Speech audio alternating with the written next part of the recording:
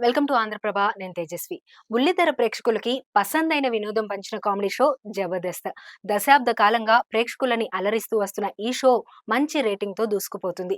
'జబర్దస్త్' అంటూ ముందుగా ఒక షోని ప్లాన్ చేసిన ఈటీవీ వారు తర్వాత 'ఎక్స్ట్రా జబర్దస్త్‌ని' తీసుకొచ్చారు. ఈ రెండింటికి మంచి ఆదరణ దక్కింది. ఇక ఈ షో ద్వారా చాలా మంది కమెడియన్స్ పరిచయమయ్యారు. అయితే ఇప్పుడు ఈ షోకి ఎండ్ కార్డ్ పడబోతున్నట్లు తెలుస్తుంది.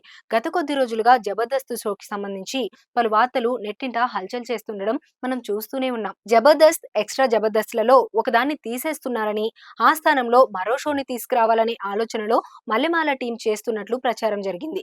ఆ ప్రచారాన్ని ఇప్పుడు మల్లెమాల నిజం చేసింది. 'ఎక్స్ట్రా జబర్దస్త్' షోని క్లోజ్ చేస్తున్నారు. దీనికి సంబంధించిన ప్రోమో రాగా అందులో ఆ విషయాన్ని తెలియజేసింది టీం. రామ్ ప్రసాద్ తన స్కిట్ ద్వారా ఈ విషయాన్ని కాస్త ఇండైరెక్ట్ గా తెలియజేశారు. ఇక్కడ 2 కంపెనీలున్నాయి. ఇప్పుడు 2 కలిపి ఒక్కటి కాబోతుంది. ఒకటి మిస్ అవుతున్నందుకు బాధగా అనిపిస్తుంది. మొదట్నుంచి ఇందులోనే ఉన్నాను. అదే వెళ్ళిపోతుండటంతో ఇప్పుడు చాలా బాధగా ఉందని రామ్ ప్రసాద్ ఎమోషనల్ అయ్యాడు.